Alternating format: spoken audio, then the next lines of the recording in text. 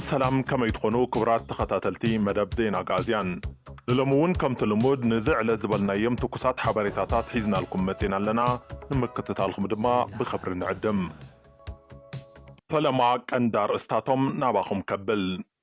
اب غازيطا حداس إيرترا زعبالومي اب زبل مدب إثيوبيا هاجرنتن هاجراونتن اب مسقلاو منجد بزبل رئيسي بمينستر تمرتي إيرترا فساهية كدانة ود بوليس زغرب زنبرة صحف تقاريصهم فساهية كدانة ود بوليس ابز مدب يقربوا بزنبرة صحف هاجرنت تግራይ بمقوامو ببزحات تغارو تقاومو بصحو منبارو زذكريوم اب كتما اخصوم يخبر ابزلو مبل 37 عامت زخرة سماعتات بريزيدنت غزياو ممحدار تግራይ ليترنال جنرال تادس وردن اب سراويت تግራይ ازازي معراب جنبار زخونه برغادير جنرال مغبي هايلن كم زتغوانصون كم زتغلاغلون دوص حبريت الله بزعبو اون كنغركم ينام هاجر امريكا ببريزيدنت دونالد ترامب ابيلا عقلي صنقق اللخو بزي قدمه خنت ايد كهابيلا نيران صاوعيت ابز جبرتلو معلتي دحر حيدت ساعات جن ايران بهايبرسونيك مسائل اب تل ابيب دبداب اكايدالا بزعبا زون انبلكم حبريت اللهم اب هاجر ايثيوبيا لعلي عسر عماوتي اب ناي منغست سراح سر حساب كاب حمل حد جميرو كاب سراح كم زقناس تغليصوم ياكل حمشه كرمتاب كيندا بزبل مري حساب اب كتما مقاله الدباباي رومانات يكايد زلو سلماو سلف تمزابلتي قصيلالهم كبرات تملكتنا مسانا مس اتصنحو زياتمن كالوتن حبريتاتات حيزنا لكم مصينا لنا نمكتتالكم دما دقيمه بخبري عدم ጉዳይ ተመዛበልትን ስደተኛታትን ንሓደን ክልተን ኢልካ ዝግደፍ ዋኒን ዘይኮነስ ኩሉ ትግራዋይን ፈታው ትግራይን ድምፂ ትውፅእ ህዝቢ ክኸውን ይግባእ ኢሎም ምክትል ኣቦ ወንበር ፈጻሚ ስራሕ ፅላል ሲቪል ማሕበረሰብ ምዕራብ ትግራይ ዶክተር ሙዑዝ በርሃም ዶክተር ሙዑዝ ነዚ ዝበሉ ይኣክል ንሓምሻይ ክረምቲ ኣብ ኬንዳ ብዝብል መሪሕ ሓሳብ ኣብ ከተማ መቐለ ኣደባባይ ሮማናት ይካየድ ኣብ ዘሎ ሰልፊ ተመዛበልቲ ኮይኑ እቲ ዓለም ለኻዊ ሰልፊ ካብ 11 ክሳብ 13 ሰነ 2017 ዓመተ ምህረት እንተኸታታሊ 3 መዓልትታት ከም ጸንሕ ኣብ ዘስምዕዎ መኽፈቲ ዘረባ ገሊጾም ተመዛበልትን ስደተኛታትን ተጋሩ በብመዓልቱ ይሞቱ ከም ዘለው ዝሓበሩ ዶክተር ሙዑዝ በርሀ ጉዳይ ተመዛበልትን ስደተኛታትን ንሓደን ክልተን ኢልካ ዝግደፍዋንን ዘይኮነስ ኩሉ ትግራዋይን ፈታው ትግራይን ብሓፈሻ ማሕበረሰብ ዓለም ድምፂ ትውፅእ ህዝቢ ክኸውን ንጽውዕ ኢሎም ኣብቲ ሰላማዊ ሰልፊ ኣብ ከተማ መቐለ ዝተፈላለዩ ማእኸላት መዕቆብ ዝርከቡ ተመዛበልትን ካልኦትን ይርከቡ بريزيدنت أمريكا دونالد ترامب هاجر إيران بزي منم قدم كنت إيدا كتبن أبلعل إسرائيل لتكايدو زلا دبداب تاتو كتبلن تصوعي يوم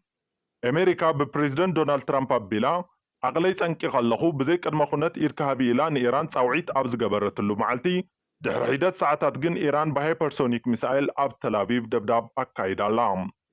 هايبرسونيك مسائل كاب فتنة دمسي حموش تعزفي زبلتن أب أير أنفت نايم قيار تقولن سلزلوو كتكلا خلو كبيدي قبروم أمريكا كساب حزي إسرائيل أبلع إيران التوسدو أب زلامت قعتتات إذا كم زي تيز زقلصت انتقون حزيب زي منم قد مخونت إيران إذا كتهب انت زي قيلاغن كبيد قطعات كم زي صبايا كاليس علام اب غازيطا حداس إيرترا زعبا لومي اب زبل مدب ኢትዮጵያ ሃገርነትን ሃገራውነትን ኣብ መስቀላዊ መንገዲ ብዝብል ርእሲ ብሚኒስትር ትምህርቲ ኤርትራ ፍስሃየ ኪዳነ ወይ ከዓ ወዲ ፖሊስ ዝቐርብ ዝነበረ ጽሑፍ ተቋሪጹ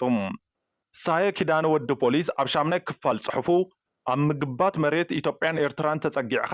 ሓዳስ ሃገር ክትፈጥር ምሕሳብ እንትርፎ ሰበብን ህውከትን ንህዝቢ ትግራይ ዝድብስ ፕሮጀክት ክኸውን ኣይኽእልን ክብል ድሕሪ ምጽሓፉ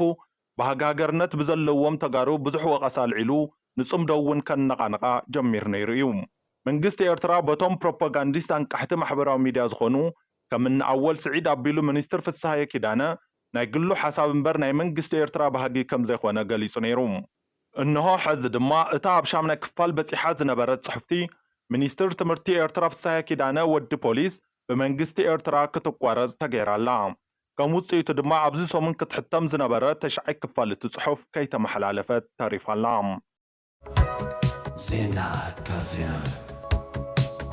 ኣብ ከተማ ኣክሱም ይኽበር ኣብ ዘሎ መበል 37 ዓመት ዝኽረ ሰማዕታት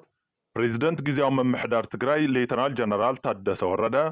ኣብ ሰራዊት ትግራይ ኣዛዚ ምዕራብ ግንባር ብርጋዴር ጀነራል ምግበይ ሃይለን ሓላፊ ቢሮ ሰላምን ጸጥታን ትግራይ ጀነራል ፍስሐ ኪዳኑን ዝርከብዎም ላዕለዎት ሰበስልጣናት ሰራዊት ትግራይን ጊዜያዊ ምምሕዳር ክልል ትግራይን ተረኺቦም እዮም እዚ ንመበል 37 ዓመት ዝኽበር ዘሎ ዝኽረ ሰማዕታት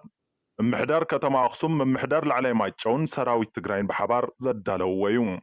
መዘክር ኣባድ ዞሞ ዝርከብዎም ብዙሓት አንቃሕቲ ማሕበራዊ ሚድያ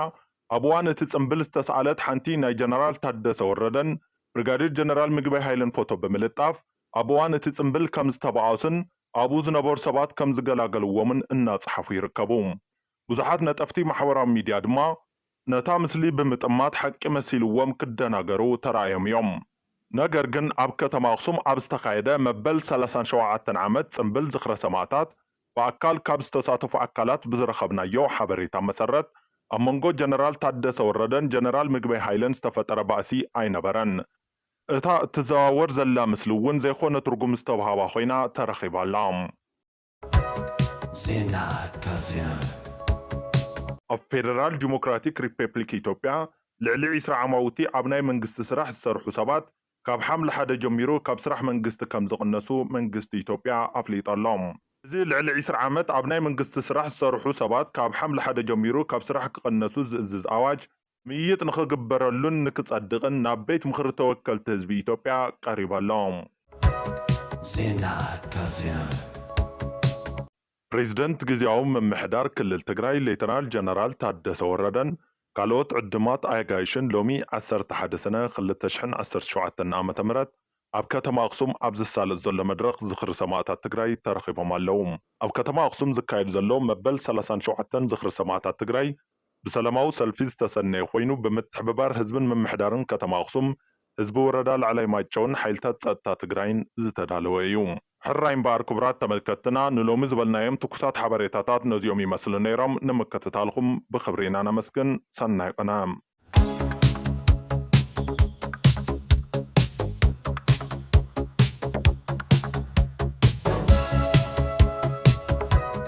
ዜና ካዝያን